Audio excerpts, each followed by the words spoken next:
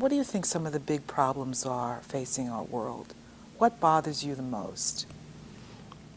The disconnection between people.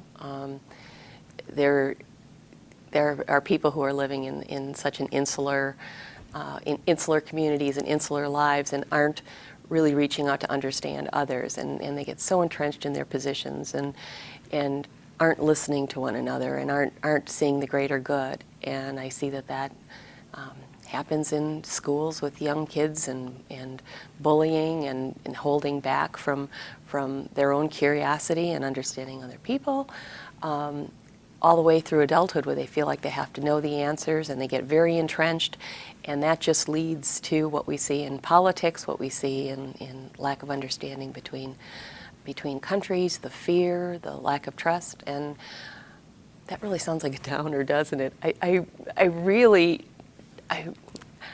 think that there's a lot of possibility in the world, but I've been trying to hold back from the news because I'm a news junkie, and it's scary out there.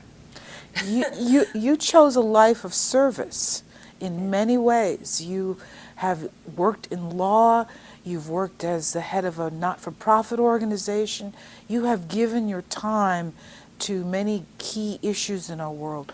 What drives you? What's making you take the path that you've taken? That probably goes back to the way I was raised, and it's been worrying about what can I do for someone else. My mother is the kind of person who always looks to see at churches, did Mary not come, an older lady, did Mary not come because the weather was bad? Gee, next week I will drive where she walks and pick her up and take her to church. The family around the corner has 8 children, and Mrs. Wolf didn't have time to make birthday cakes, so my mother would ask the kids in advance what's her favorite flavor. She'd make a birthday cake. I was always the one who was told, go across the street and ask Mrs. King if she needs anything from the grocery store. Because all the other neighborhood kids would keep the change, and I was never allowed to accept anything in return. There was always an expectation that you look at other people and what you can do for them. But you kept doing this as an adult. You have continued to serve as an adult practice. What drives you to work in the law? What drives you to work as a coach? What drives you to head not-for-profits? Besides the fact that you had this as a child and were raised this way, is there a love for the world? Is there something that brings you to your passion every day the way you do? I just feel that I have something to give. And just like my curiosity and my interests, where I have so many interests and so many curiosities, and I follow rabbit holes, I think I do that in service. I have one of my prior bosses said, I have an overdeveloped sense of empathy. So maybe I have more sensitivity, or my feelers are out. Somebody sneezes and I see they're reaching in their purse and I have a tissue and I hand it over. Somebody is at a point where they're in a non-for-profit and everybody's giving money and everybody's serving, but they really need the foundational work that I can contribute because of my background as a lawyer. It might not be the sexiest contribution, but I see a need and I want to help fill it. So I don't know that there's some deep philosophical kind of driver that I can put my finger on. It's just in my DNA. I'm looking for opportunities to give back.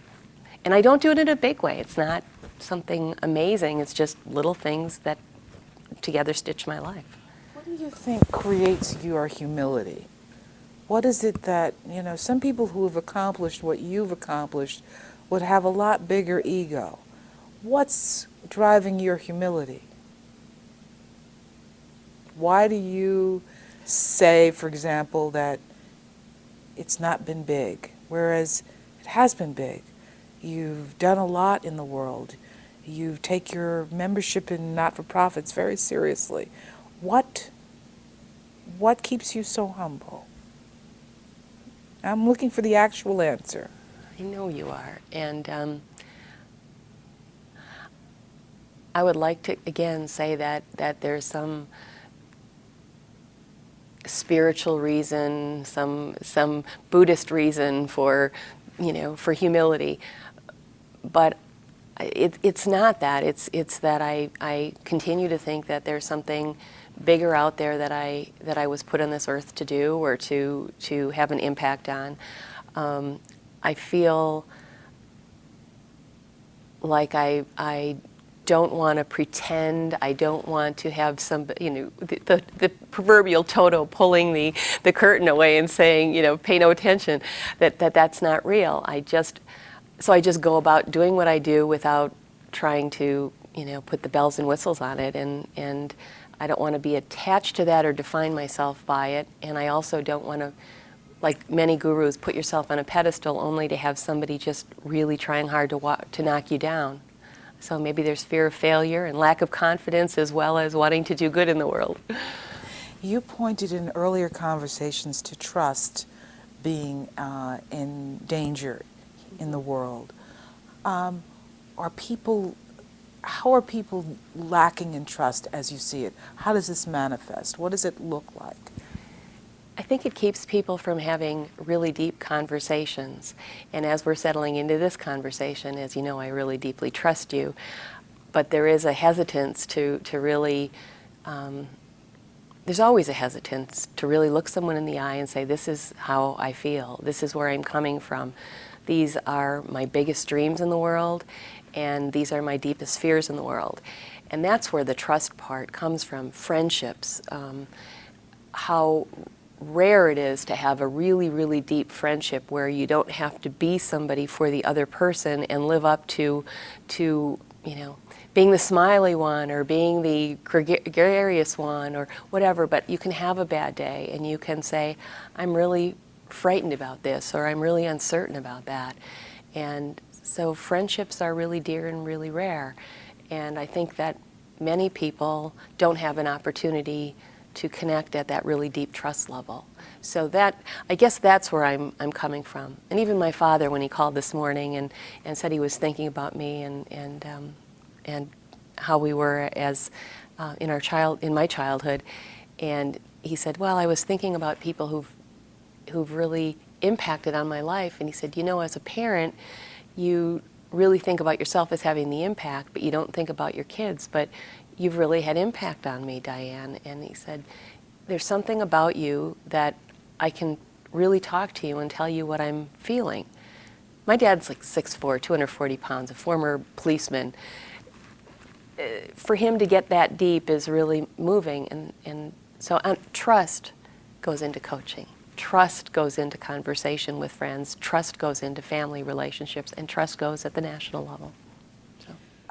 What is the gift you'd like to give the world?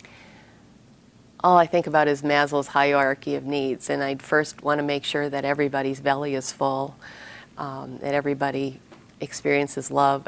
I mean, if you're really talking about magic wand, I'd start at the bottom and work on those basic needs so that people can feel comfortable and get a good education. Oh my goodness, I would make sure that every 2- and 3-year-old had an adult with love in their heart reading a book to them every day and asking them what they think about the world.